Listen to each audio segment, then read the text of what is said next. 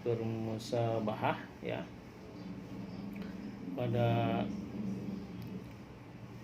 mata kuliah yang setiap hari Senin pada jam pertama.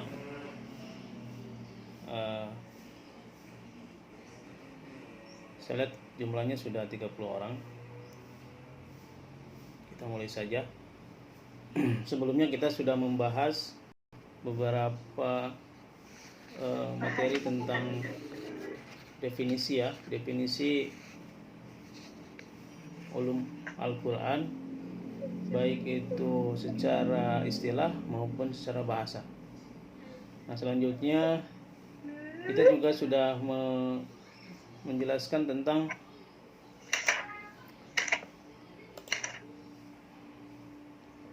saya juga sudah menjelaskan beberapa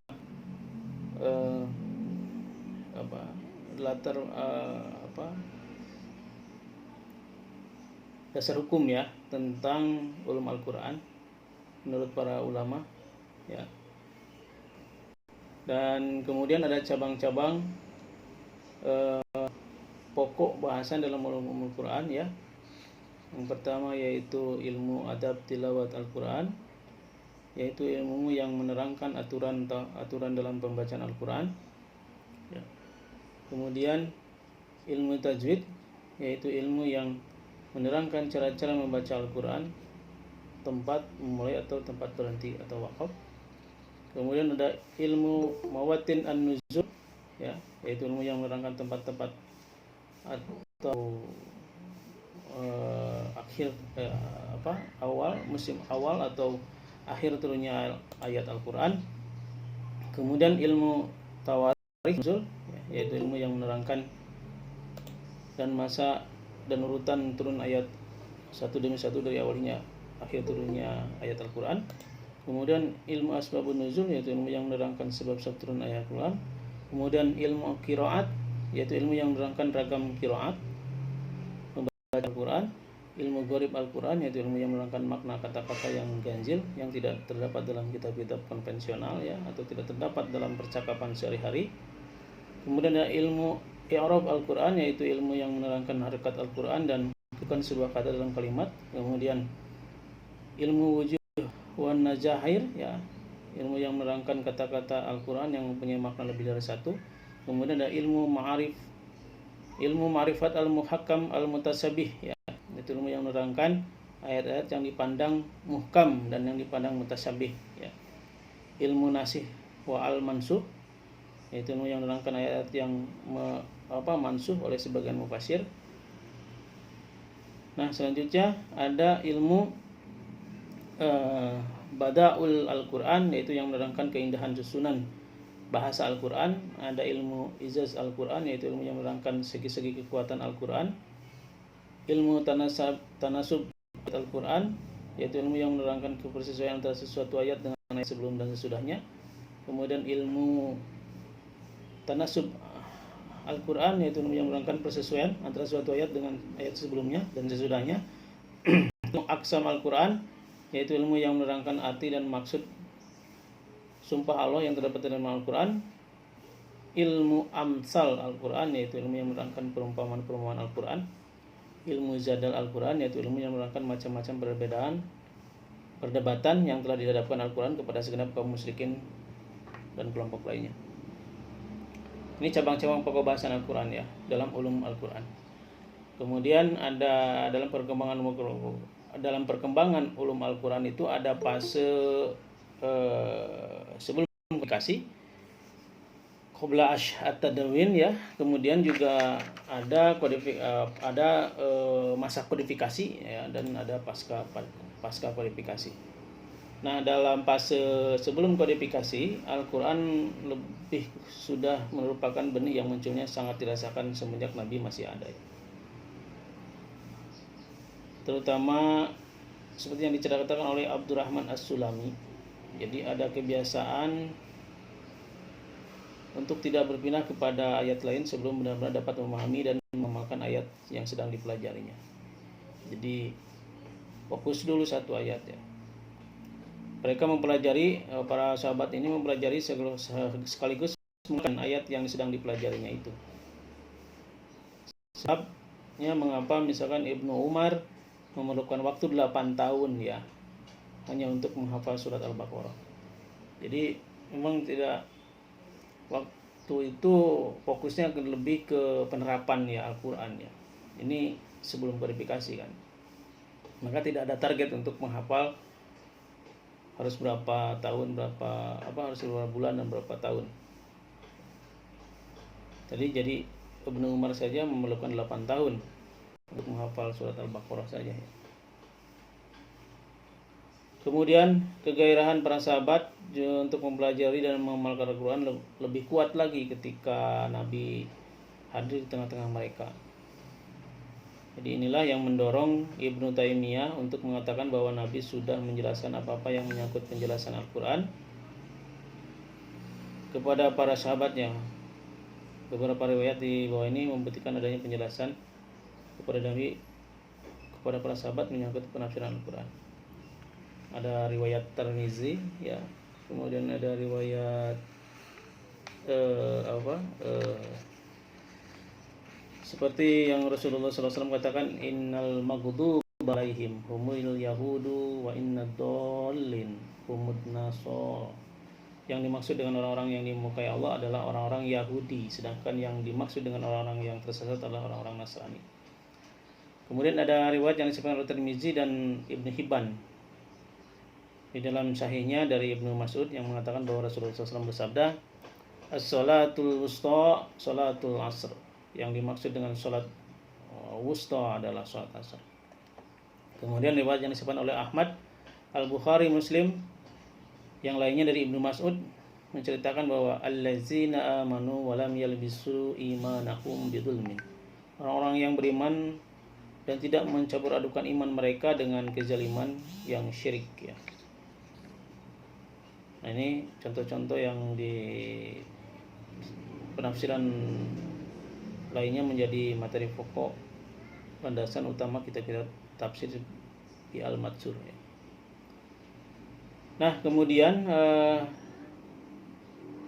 pengkodifikasian Al-Quran pada abad ke-1 atau sebelum kodifikasi ya, dari kalangan sahabat Khulafaur Rasyidin, ada Ibnu Abbas, Ibnu Mas'ud, Zaid bin Sabit, Ubay bin Ka'ab, Abu Musa al-Asy'ari, dan Abdullah bin Zubair. Kemudian dari kalangan tabi'in ya, Mujahid, Atta bin Yasar, Ikrimah, Qatadah, Al-Hasan, Al-Basri, Sa'id bin Jubair, Zaid bin Aslam. Dari kalangan at-tabi'in, Malik bin Anas. Ini sebagai perintis ya, kodifikasi, sebelum kodifikasi. Jadi kenapa disebut Al-Khulafaur Rasyidin? Karena memang saat itu masih dalam kepemimpinan Khalifah yang 4 ya, Abu Bakar, Utsman, Umar, dan Ali. Kemudian ada dari kalangan Mujahid, dari kalangan tabi'in ini setelah masa sahabat turun ke tabi'in, Mujahid ya, Atta bin Yasar, Ikrimah, Qatadah, Al-Hasan Al-Basri, Sa'id bin Jubair, Zaid bin Aslam. Kemudian dari kalangan tabi'in, Malik bin Anas. Jadi sudah maju lagi ya sebelah sini. Nah, kemudian ada fase kodifikasi. Nah, fase kodifikasi yaitu ulum Al-Quran juga merupakan ilmu-ilmu lainnya ya, seperti bentuk kitab atau mushaf. Nah, satu-satunya yang sudah dikodifikasikan ya adalah Al-Quran. Nah, ini terus berlangsung hingga, karena kodifikasi lengkapnya zaman Utsman bin Affan, kemudian diteruskan atau berlangsung sampai ketika Ali bin Abi Thalib memerintahkan Abu Al-Aswad Ad-Dauli untuk menulis ilmu Nahwu. Jadi Nahwu itu sorob. Jadi bagaimana alat gitu ya. Nahwu itu alat untuk menafsirkan, alat untuk menerjemahkan Al-Quran pada praktek ibadahnya. Nah, perintah Ali bin Abi Thalib ini membuka gerbang ya pengkodifikasian ilmu agama dan bahasa Arab. Pengkodifikasian ini semakin marak dan meluas ya ketika Islam berada pada tangan pemerintahan Bani Umayyah dan Bani Abbasiyah pada periode awal pemerintahannya. Jadi memang kenapa sampai membuka diri ya, artinya para ulama itu menafsirkan berbagai isi kandungan Al-Quran, termasuk sains ya, termasuk sosial, ilmu politik, ilmu ekonomi. Karena memang pada Ali bin Abi Thalib itu memerintahkan untuk menulis ilmu nahwunya dari Al-Quran, sehingga perkembangannya pada zaman Bani Umayyah dan Bani Abbasiyah sangat luar biasa. Itu menjadi periode keemasan Islam ya. Saat itu yang ditandai dengan penghargaan ya, 1 kilo buku, 1 kilo tafsir dihadiahi 1 kilo emas. Siapa yang nggak mau itu ya. Maka berlomba-lomba lah gitu, pemikiran-pemikiran lebih terbuka itu loh, tentang penafsiran Al-Quran, tentang memaknai atau mentafsirkan ya, menginterpretasi ya, Al-Quran itu semakin terbuka. Nah, jadi kalau pemerintahan Bani Umayyah itu di Turki ya, Turki Utsmani gitu ya. Jadi kalau pemerintahan Bani Abbasiyah itu di Baghdad, karena waktu itu pecah kan. Jadi pasca Sayyidina Ali, umat Islam itu karena pemikiran ya, terutama dalam pemikiran itu terbuka gitu, saking terbukanya sehingga para sahabat itu terpecah belah karena juga politik, siapa yang akan menjadi pemimpin atau khalifah pasca Ali bin Abi Thalib. Kemudian juga ada yang satu kelompok yang mengatakan bahwa ketika itu seharusnya yang menjadi khalifah adalah Umayyah gitu ya. Pada waktu itu sehingga perselisihan antara kelompok Abu Ali bin Abi Thalib dengan Umayyah itu sangat kencang, sehingga terjadilah kesepakatan ya yang mempersatukan mereka, terutama dipimpin oleh Zaid bin Sabit. Yang waktu itu memang tidak adil, akhirnya kan perpecahan, maka muncullah ilmu kalam ya. Jadi pemahaman tentang perbuatan seseorang itu dikaitkan dengan amalnya gitu ya, dengan kaitan dengan amal-amal mereka ketika di akhirat nanti ya kan. Maka muncullah ada kelompok Ali bin Abi Thalib dengan Syiah ya, kelompok Muawiyah dengan ya secara tidak langsung mengklaim Ahlus Sunnah wal Jamaah, tetapi memang di dalamnya juga bermacam-macam, ada Jabariyah, ada Mu'tazilah, ada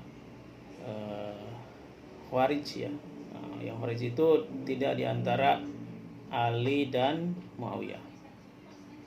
Jadi kedua kelompok ini dia keluar gitu dari kelompoknya Ali dan kelompoknya Muawiyah, sehingga dia disebut dengan Khawarij. Nah, maka nanti memunculkan ilmu-ilmu kalam ya, penafsiran tentang kalau kelompoknya Muawiyah mengatakan bahwa Ali bin Abi Thalib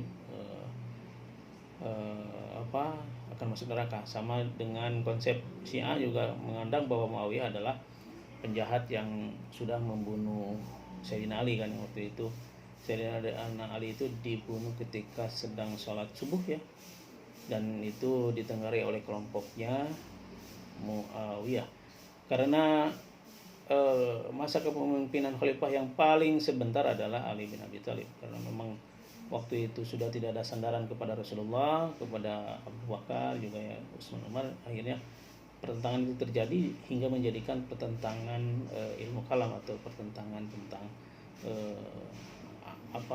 akidah ya. Nah, ada yang akhirnya muncullah Mu'tazilah. Nah, Mu'tazilah ini adalah kelompok rasional.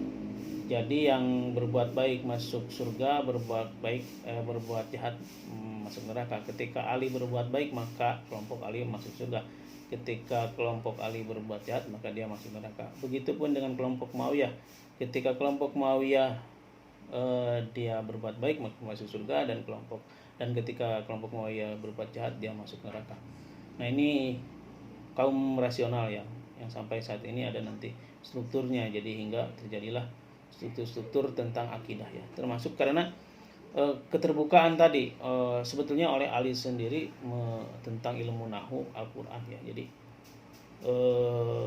menulis ilmu nahwu ya tentang karena memang jenjangnya fase kodifikasi ini, yang kodifikasi Al-Quran ini, sehingga lebih terbuka gitu terhadap penafsiran dan pemaknaan dalam Al-Quran.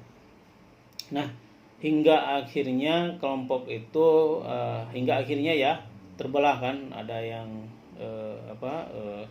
Fatimah ya, Kekhalifahan Fatimiyah yang nanti ke Mesir.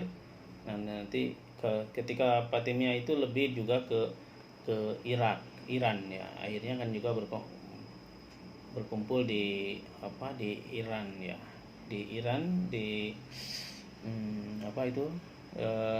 Karbala ya, di Iran di Karbala. Maka hingga sekarang kelompok-kelompoknya Ali bin Abi Thalib ya itu di Iran kan gitu, di Karbala, karena memang menjadi basis ya. Sehingga kan waktu itu pun kelompoknya Muawiyah itu masih mengejar kelompoknya Ali bin Abi Thalib, termasuk putra Ali bin Abi Thalib dan cucunya Rasul ya, Hasan Husain, itu sampai juga dibunuhkan oleh kelompoknya Muawiyah ya pada waktu itu. Sehingga Islam itu semakin terpecah belah gitu. Tetapi memang pemikiran nahwu, semakin terbuka gitu, pemikiran tentang Islam semakin terbuka. Sehingga sampai saat ini kan gitu ya, kekuatan Syiah itu ada di Iran, kemudian kekuatan Umayyah itu sebetulnya Arab Saudi itu juga ada Umayyah gitu, Bani Umayyah ya. Karena keturunan yang saat ini raja-raja Arab itu juga ada keturunannya dari Umayyah. Nah, sementara yang di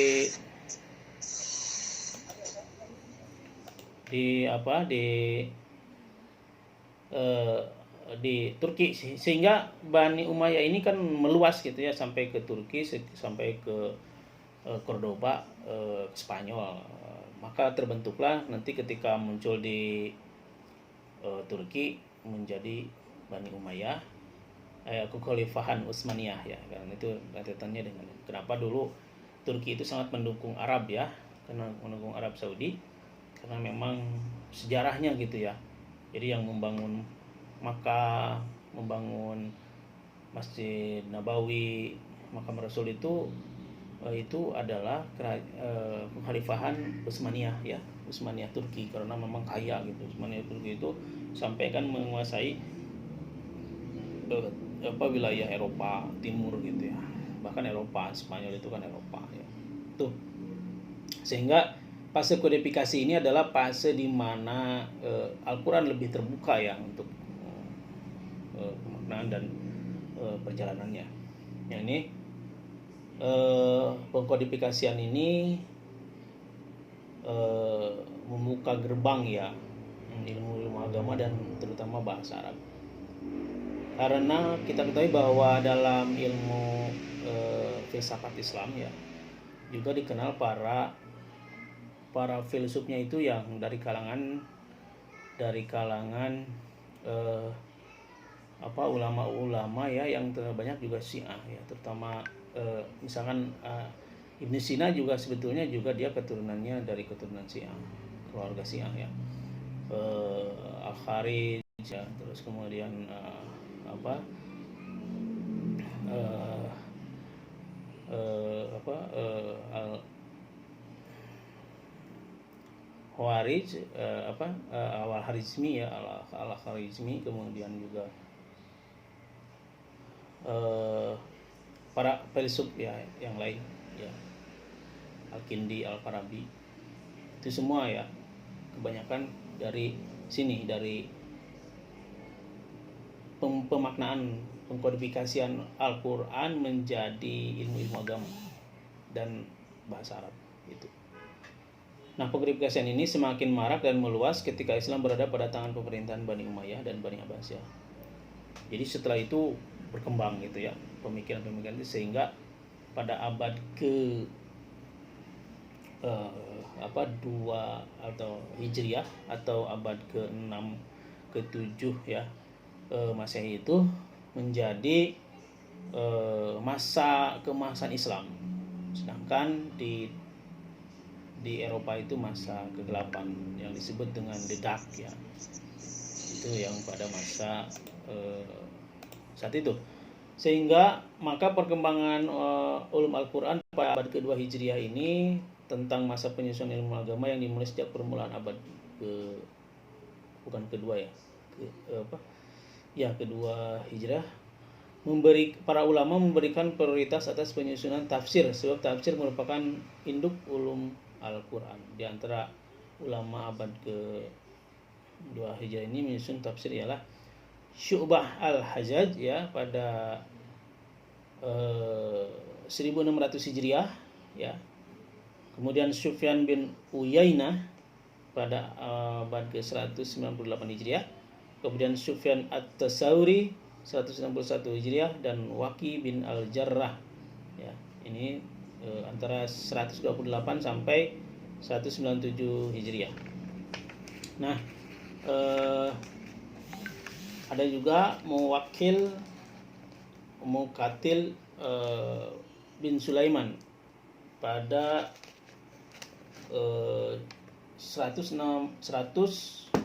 150 Hijriah. Ibnu Jarir At-Tabari ya 360 Hijriah, yang tafsir yang ditulisnya yakni Zami al-Bayan fi Tafsir Al-Quran, dipandang sebagai kitab tafsir yang terbaik karena penulisannya adalah orang yang pertama kali menyajikan tafsir dengan mengumpulkan berbagai pendapat yang disertai pula dari proses tarjih ya. Kitab ini dipandang sebagai kitab yang pertama kali mencampur adukan antara tafsir bi al-Matsur dengan tafsir bi ar-Rayai. Jadi pada masa ini beda ya, karena pemaknaan Arab ya, pemaknaan bahasa Arab dengan bahasa Al-Quran itu di sini bedanya. Jadi ketika Al-Quran ditafsirkan dengan pemaknaan bahasa Arab, nah ini yang menjadi yang disebut dengan ilmu tafsir tadi. Sehingga bahasa Al-Quran itu tidak bisa dimaknai secara langsung sebagai bahasa Arab. Misalkan tadi itu ya, kalau dalam satu surah tentang kekuasaan Allah, ya adullah kan tangan Allah. Kalau orang Arab menyangka bahwa itu adalah tangan Allah itu menyamakan dengan tangan manusia, tetapi dalam penafsiran itu beda kan. Ya adullah adalah kekuasaan Allah. Itu banyak lagi ya ayat-ayat yang menandaskan bahwa penafsiran Al-Quran dengan penafsiran bahasa Arab itu berbeda. Nah ini maka dari tadi Ibnu Jarir At-Tabari salah satunya yang menafsirkan. Kemudian perkembangan ulum Al-Quran pada abad ke-3 Hijriah. Pada abad ke-3 Hijriah itu selain tafsir dalam ilmu tafsir, para ulama mulai menyusun pula beberapa ilmu Al-Quran ya, ulum Al-Quran, diantaranya Ali bin Al-Madini 234 Hijriah, gurunya Imam Al-Bukhari yang menyusun ilmu Asbab An-Nuzul. Ini perkembangan kodifikasi ya, terus berjalan semakin terbuka. Kemudian ada Abu Ubaid Al-Qasimi bin Salam 224 Hijriah yang menyusun ilmu Nasih wa Al-Mansuh, ilmu qiraat dan Fadil Al-Quran. Kemudian ada Muhammad bin Ayyub Ad-Durais ya 294 Hijriah yang menyusun ilmu Maki wa al-Madani.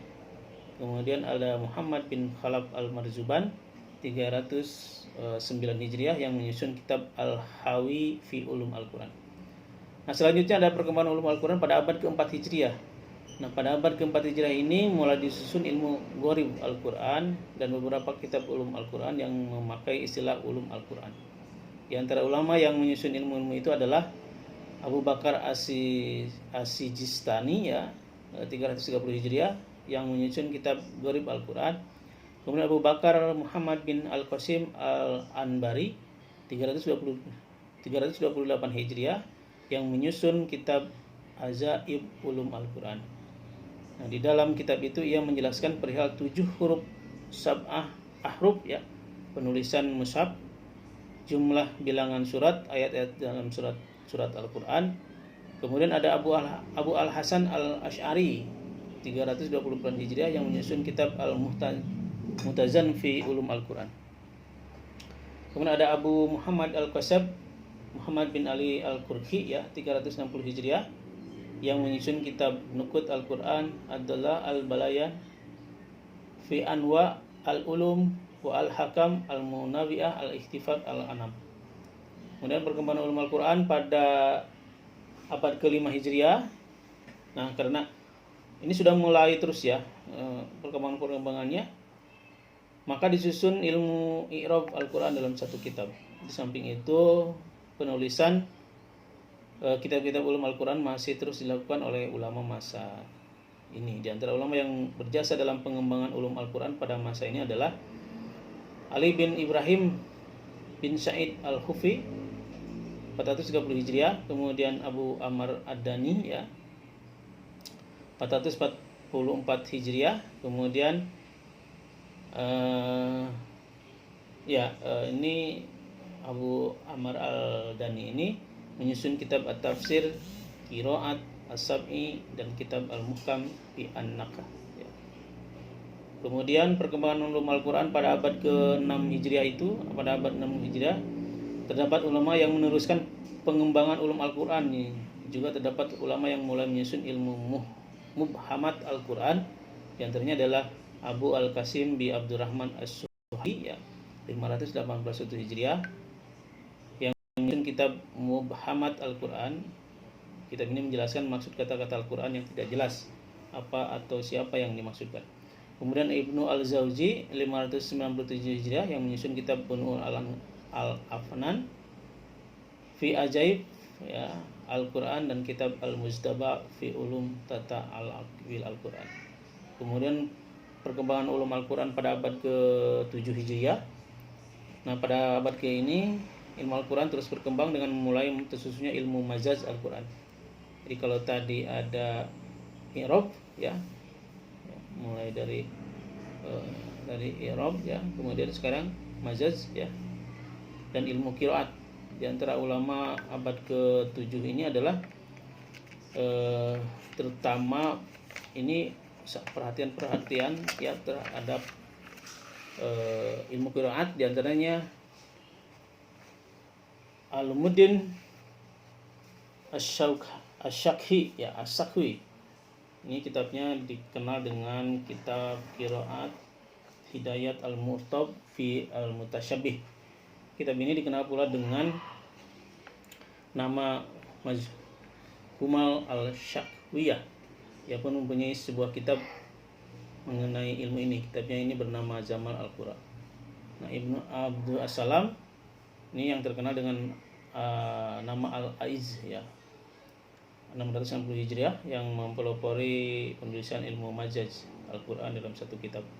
Kemudian ada Abu Syamah 655 Hijriah yang menyusun kitab Al-Mursyid Wajij Al-Ulum Al-Quran Tata'allaq bi Al-Quran Al-Aziz. Nah, selanjutnya perkembangan Al-Quran pada abad ke-8 Hijriah.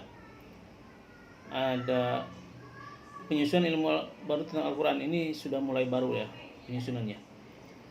Ibnu Abi Al-Isba Bada Al-Quran, Ibnu Al-Qayyim ya, Ibnu Aqsam Al-Quran, Nazmuddin At-Tufi Huzaz Al-Quran, kemudian Ibu Al-Hasan Amsal Al-Quran, Badruz Az-Zarkasi, kitab Al-Burhani ya, dan Taqiyuddin Ahmad bin Taimiyah Al-Harani yang menyusun kitab Usul At-Tafsir. Kemudian perkembangan ulum Quran pada abad ke-9 dan ke-10, ada Jalaluddin Al-Bulkini, ada Muhammad bin Sulaiman, ada Jalaluddin Abdurrahman bin Al-Kamaluddin. Kemudian ada karena gini, As-Suyuti ya, As-Suyuti ya, As-Suyuti. Nah, ini kemudian ada perkembangan ulum Al-Quran pada abad ke-14 Hijriah ya. Setelah masuk abad ke-14 Hijriah ini, bangkitlah kembali perhatian ulama dalam penyusunan kitab-kitab yang membahas Al-Quran dari berbagai segi. Kebangkitan ini diantaranya dipicu oleh kegiatan ilmiah di Universitas Al-Azhar, Mesir.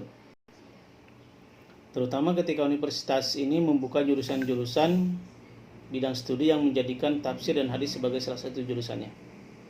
Jadi tafsir al-hadis itu mulai sampai saat ini ya, Kairo, Universitas Kairo, Al-Azhar itu yang pertama menyusun atau mempelajari tentang tafsir tentang dari berbagai segi ya. Karena tafsir dan hadis tentunya yang sebagai satu jurusan ya. Itu.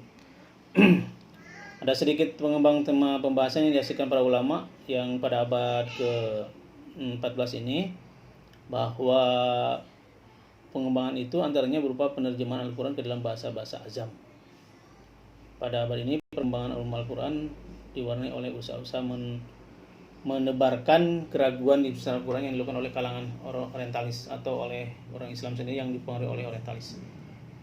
Salah satunya adalah Taha Hussein dalam karyanya Asy-Syir'i Al-Jahili. Dalam karya itu Hussein menebarkan berbagai keraguan di seputar Al-Quran. Bantahan terhadapnya telah dilakukan umpamanya oleh Ustaz Syekh Muhammad Al-Khidir Hussein, salah seorang Syekh Al-Azhar. Jadi pada abad ke-4 ini mungkin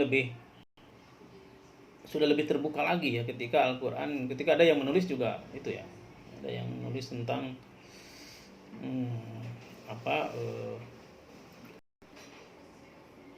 menebarkan keraguan ya di seputar Al-Quran, di seputar perkembangan ulum Al-Quran, terutama oleh orientalis. Jadi saya sebutkan sebelumnya bahwa orientalis itu adalah orang Kristen tapi yang mempelajari tentang Islam. Ada yang orang Islam yang dipengaruhi oleh orientalis itu sendiri ya. Tadi salah satunya adalah Taha Hussein dalam karyanya Asy-Syir'i Al-Jahili. Di kita juga kan ada ya, di Indonesia juga ada pada saat-saat memaknai atau pemaknaan Al-Quran terhadap kemarin soal nikah itu tanpa wali gitu ya, penafsiran Al-Quran yang terlalu orientalis gitu ya. Ini mungkin dipengaruhi oleh pemikirannya Taha Hussein ya, karena memang sudah masuk pada fase kontemporer ya, pada fase sudah moderat gitu saat ini. Ini banyak ya para ulama yang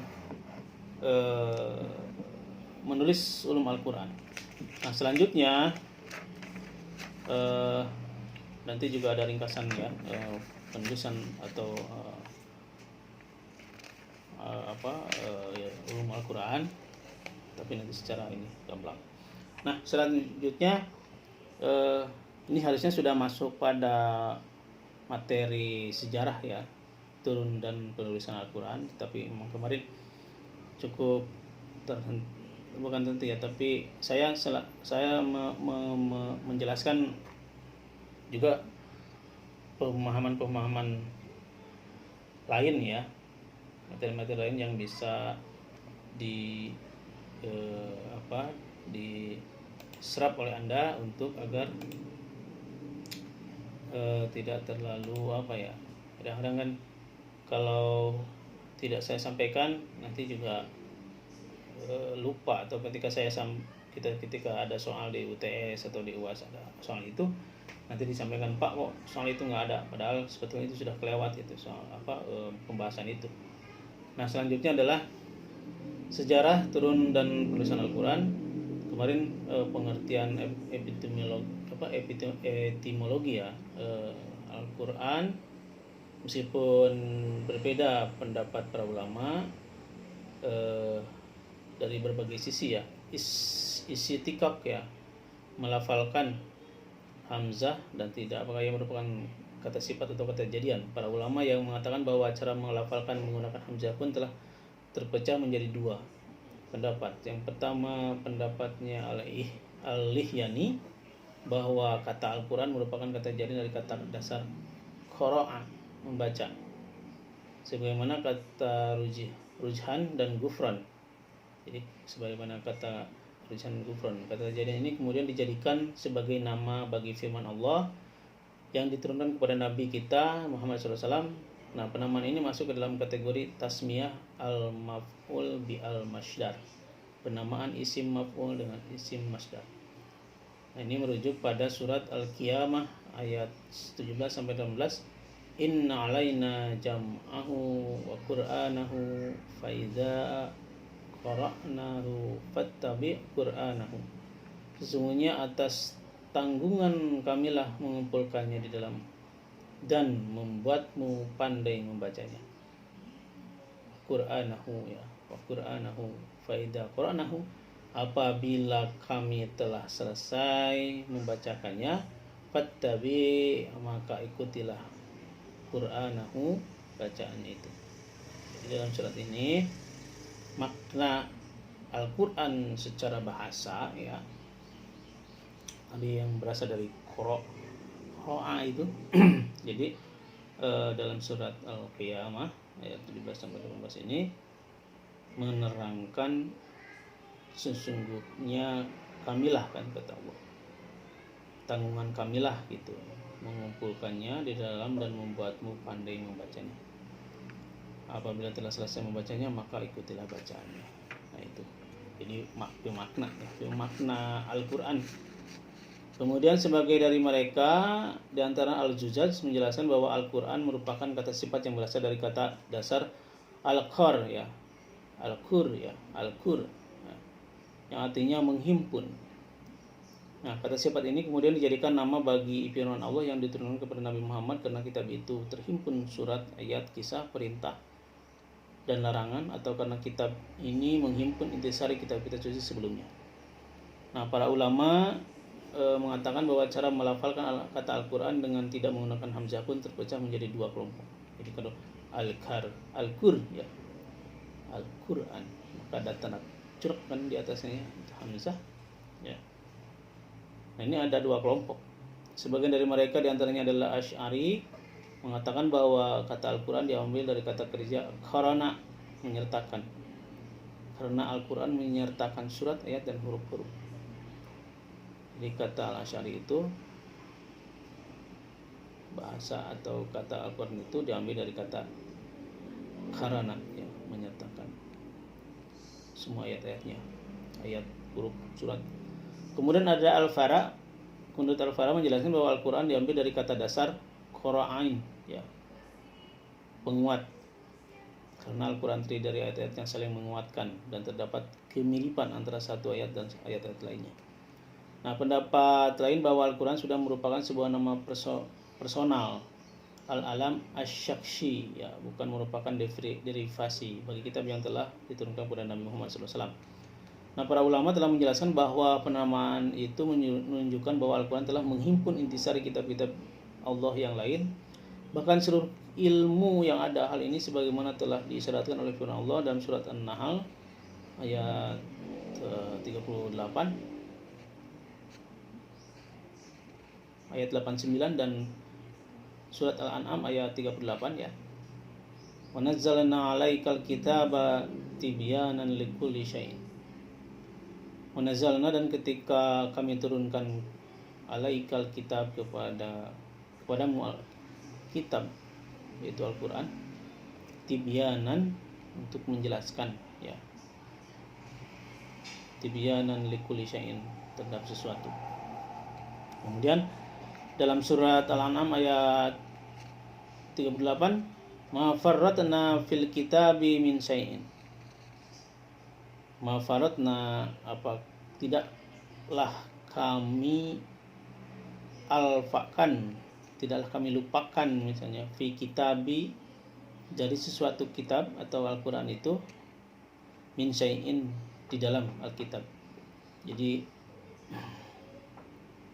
semua dijelaskan di dalam kitab ya, yang sudah dijelaskan tadi. Nah, secara terminologi ya, istilah mana al-qatan tadi ada yang kemarin sudah saya jelaskan, al-mana al-qatan, kemudian al-Jurjani, kemudian asy-Syahbah, dan ada siapa lagi? Ya, al-Zurzah ya tadi. Nah, kemudian hikmah diwahyukannya Al-Quran secara berangsur-angsur. Nah, ini Al-Quran diturunkan dalam tempo 22 tahun, 2 bulan, 22 hari ya. Al-Quran diturunkan dalam tempo 22 tahun, 2 bulan, 22 hari. Jadi ingat 22 aja ya. 22 tahun, 2 bulan, 22 hari. Yaitu mulai malam 17 Ramadan tahun 41 dari kelahiran Nabi sampai 9 Zulhijjah Haji Wada ya, tahun 63 dari kelahiran Nabi atau tahun 10 Hijriah wafat Nabi ya. Kelahiran Nabi. Proses turunnya Al-Quran kepada Nabi Muhammad SAW adalah melalui 3 tahapan tadi ya, yaitu sekaligus dari Lauhul Mahfuz, yaitu suatu tempat yang merupakan tentang segala ketentuan dan kepastian Allah. Ini diterangkan dalam surat Al-Buruj ayat 21-22. Bal huwa Qur'anum majidun fi lauhil mahfuz. Bal, bahkan Qur'anum majid, yang didustakan mereka ialah Al-Quran yang mulia, fi lauhil mahfuz, yang tersimpan dalam lauhil mahfuz. Kemudian dalam surat Al-Waqiah ayat 77 sampai 80, innahu laqur'anun karim fi kitabim maknun la yamassuhu illa mutahharun tanzilul min rabbil alamin. Sungguhnya Al-Quran ini adalah bacaan yang sangat mulia pada kitab yang terpelihara, Lauhil Mahfuz tidak menyentuhnya kecuali hamba-hamba yang disucikan, diturunkan dari Tuhan semesta alam. Nah, tahap kedua Al-Quran diturunkan dari Lauhul Mahfuz itu ke Bait Al-Izzah ya, tempat yang berada di langit kedua. Proses kedua ini disyaratkan dalam surat Al-Qadar ayat 1, inna anzalnahu fi lailatul qadar. Sesungguhnya kami telah menurunkan Al-Quran dan pada malam kemuliaan. Juga disyaratkan dalam Quran surat Al-Dukhan ya, ayat 3, inna anzalnahu fi lailatin mubarakatin inna kunna munzirin. Sesungguhnya kami menurunkannya pada suatu malam, fi lailin mubarakan ya, yang diberkahi, inna kunna munzirin, dan sesungguhnya kamilah yang memberi peringatan. Nah, ini ya. Jadi Al-Quran diturunkan dari Lauhul Mahfuz ke Bait Al-Izzah atau langit kedua. Kemudian tahap ketiga Al-Quran diturunkan dari Bait Al-Izzah ke dalam hati Nabi dengan jalan berangsur-angsur sesuai dengan kebutuhan. Ada kalanya 1 ayat, 2 ayat, dan bahkan kadang-kadang 1 surat. Mengenai proses turunnya tahap ketiga ini disyaratkan dalam surat Asy-Syu'ara ayat 193 sampai 195. Nazzala bihir ruhul amin ala qalbika litakuna minal munzirin bisanin arabiyyin mubin. Jadi dalam surat Asy-Syu'ara ini dia dibawa turun oleh Ar-Ruh Al-Amin, Jibril. Amin ya. Ar-Ruh Al-Amin, malaikat Jibril, ke dalam hatimu Muhammad agar kamu menjadi salah seorang di antara orang yang memberi peringatan dengan bahasa Arab yang jelas. Ya, meskipun pakai bahasa Arab, artinya pakai bahasa Arab itu karena penyampaiannya itu kan, karena waktu itu memang Al-Quran turunnya di Arab. Nah, Al-Quran diturunkan kepada Nabi Muhammad SAW ini melalui malaikat Jibril tidak secara sekaligus, ya, melainkan turun sesuai dengan kebutuhan. Bahkan sering wahyu turun untuk menjawab pertanyaan para sahabat yang dilontarkan kepada Nabi atau untuk membenarkan tindakan Nabi SAW. Di samping itu banyak pula ayat atau surat yang diturunkan tanpa melalui latar belakang pertanyaan atau kejadian tertentu. Dalam kenyataan tersebut terkandung hikmah dan faedah yang besar, sebagaimana jelasan dalam Al-Quran surat Al-Furqan ayat 32. Wa qala allazina kafaru laula nuzila alaihil Qur'an jumlatan wahidah kadzalika linusabbita bih fuadaka warattalnahu tartila. Berkatalah orang-orang kafir, mengapa Al-Quran itu tidak diturunkan kepadanya sekali turun saja? Demikianlah supaya kami perkuat hatimu dengannya dan kami membacakannya secara tartil, teratur dan benar. Gitu ya. Nah, di samping hikmah yang disyaratkan ayat di atas, masih banyak hikmah yang terkandung dalam turunnya Al-Quran secara berangsur-angsur, ya, yaitu melalui memantapkan hati Nabi ketika penyampaian dakwah. Nabi sering berhadapan dengan para penentang. Turun wahyu yang berangsur-angsur itu merupakan dorongan tersendiri bagi Nabi untuk terus menyampaikan dakwah. Menentang dan melemahkan para penentang Al-Quran, Nabi sering berhadapan dengan pernyataan-pernyataan yang sulit yang dilontarkan orang-orang musyrik dengan tujuan melemahkan Nabi. Maka misalnya turunnya wahyu yang berangsur-angsur tidak bisa menjawab pertanyaan itu, bahkan menentang mereka untuk membuat sesuatu yang serupa dengan Al-Quran. Kemudian memudahkan untuk dihafal dan dipahami, mengikuti setiap kejadian yang karenanya ayat Al-Quran turun. Kemudian membuktikan dan pasti bahwa Al-Quran turun dari Allah yang Maha Bijaksana. Nah, kemudian dalam selanjutnya yaitu pengumpulan Al-Quran, Jam Al-Quran. Proses penghafalan Al-Quran ini, kedatangan wahyu merupakan sesuatu yang diturunkan Nabi. Oleh karena itu, begitu wahyu datang, Nabi langsung menghafal dan memahaminya. Dengan demikian, Nabi adalah orang yang paling pertama menghafal Al-Quran. Tindakan Nabi ini sekaligus merupakan suri tauladan yang diikuti para sahabatnya. Imam Al-Bukhari mencatat sekitar 7 orang sahabat Nabi yang terkenal dengan hafalan Al-Qurannya. Mereka adalah Abdullah bin Mas'ud, Salim bin Mikol, Mu'adz bin Jabal, Ubay bin Ka'ab, Zaid bin Sabit, Abu Zaid bin As-Sakan, dan Abu Ad-Darda. Jadi ada 7 penghafal Nabi, ya, menurut Imam Bukhari yang terkenal tadi. Salah satunya Zaid bin Sabit, ya, Mu'adz bin Jabal, kemudian ada Abu Zaid bin As-Sakan dan Abu Darda.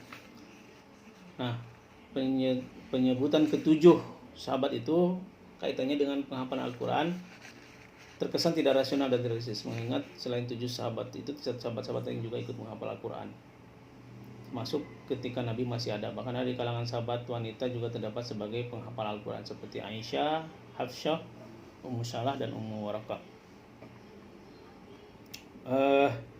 Ada pula yang menjelaskan bahwa pembatasan di atas menunjukkan bahwa ketujuh sahabat itu menghafal seluruh Al-Quran dan membacakannya di hadapan Nabi.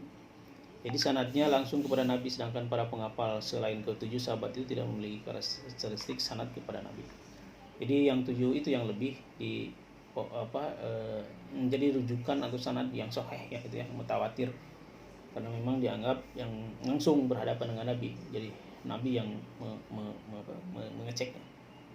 Nah, selanjutnya proses penulisan Al-Quran itu, terutama pada masa Nabi, ya, itu sudah dilakukan, ya, tetapi tidak diekspresikan dalam bentuk hafalan, tetapi juga dalam bentuk tulisan. Nabi memiliki sekretaris pribadi yang bertugas mencatat wahyu. Mereka adalah Abu Bakar, Umar, Utsman, Ali, Abi bin Sa'id, Khalid bin Sa'id, Khalid bin Walid, dan Muawiyah bin Abu Sufyan. Proses penulisan Al-Quran pada masa Nabi sangat sederhana. Mereka menggunakan alat tulis sederhana dan berupa lontaran kayu, pelepah kurma, tulang belulang, dan batu. Nah, ini menjadi tempat penulisan Al-Quran, ya. Nah, kemudian ada kegiatan tulis menulis Al-Quran pada masa Nabi, yang dilakukan oleh para sekretaris Nabi, juga dilakukan para sahabat lainnya. Kegiatannya itu didasarkan pada sebuah hadis Nabi, sebagaimana yang telah diriwayatkan oleh Muslim, la taktubu anni syai'an illal Qur'an wa man kataba anni siwa'il Qur'an falyamhu. Janganlah kamu menulis sesuatu yang berasal dariku kecuali Al-Qur'an. Barang siapa telah menulis dariku selain Al-Qur'an, hendaklah ia menghapusnya. Ya, Muslim, hadis riwayat Muslim. Nah, maka ada mendorong, ya, Al-Qur'an untuk penulisan Al-Quran pada masa Nabi adalah menghafal ya yang telah dilakukan oleh Nabi dan para sahabatnya, kemudian mempresentasikan wahyu dengan cara yang paling sempurna ya. Kemudian adapun karakteristik Al-Quran ya pada masa Nabi adalah Al-Quran ditulis tidak pada satu tempat, melainkan pada tempat yang terpisah-pisah. Itu ada dua alasan, karena memang proses penurunan Al-Quran itu masih berlanjut, sehingga tidak ada kemungkinan ada ayat turun yang belakangan atau menghapus redaksi dan ketentuan hukum ayat yang sudah turun terdahulu. Jadi terdahulu dulu ya, penyusunannya begitu. Kemudian menertibkan ayat dan surat-surat Al-Quran tidak bertolak dari kronologi turunnya, tetapi bertolak dari keserasian antara satu ayat dengan ayat lainnya. Oleh karena itu terkadang ada surat yang turun belakangan ditulis lebih dahulu ketimbang ayat-ayat yang surat yang turun terlebih dahulu gitu. Jadi disesuaikan ya. Nah, pada masa Khalifah Ar-Rasyidin Abu Bakar ini nanti bisa dibaca ya teman-temannya. Jadi pada masa Abu Bakar As-Siddiq ini ditulis waktu Nabi masih ada, hanya saja pada saat itu surat-surat ayatnya ditulis dengan terpencar-pencar ya. Zaid bin Sabit sekretaris Nabi berdasarkan riwayat Al-Bukhari yang mengisahkan bahwa peristiwa yang berdarah menimpa sekitar 700 orang penghafal Quran, Zaid diminta bertemu Abu Bakar.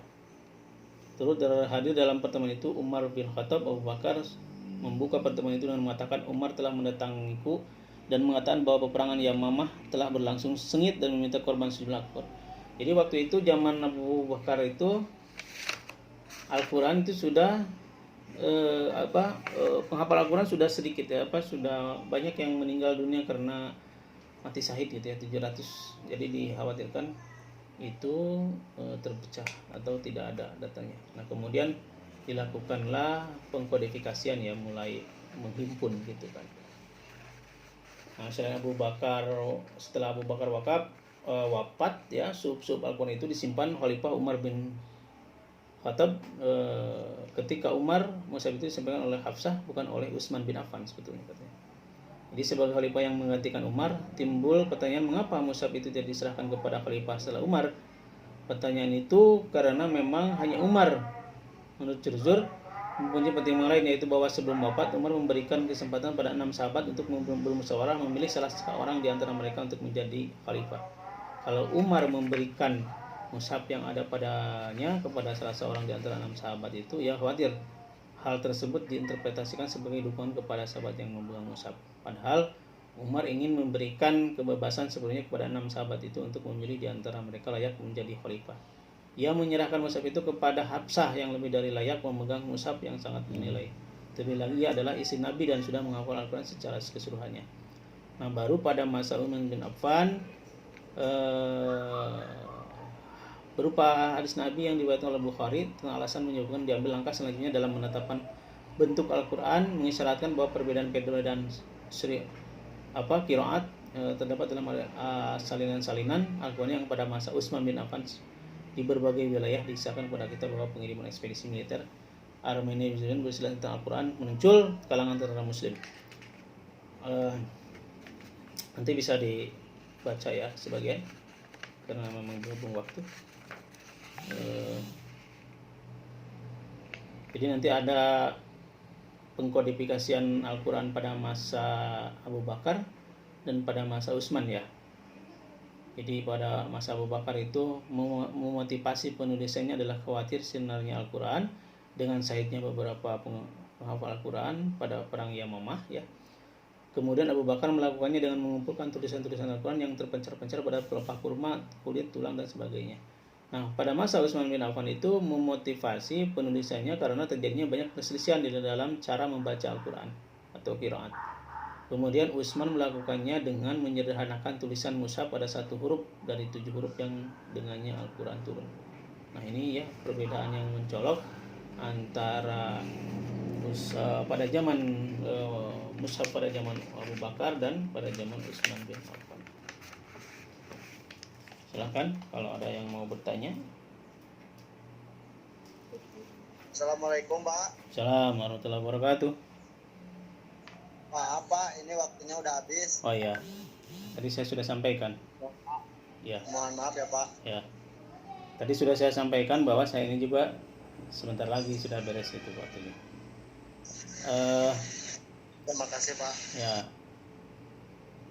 Sebelumnya sebelum ditutup, tolong dibuka dulu untuk pemotretan bersama kehadiran.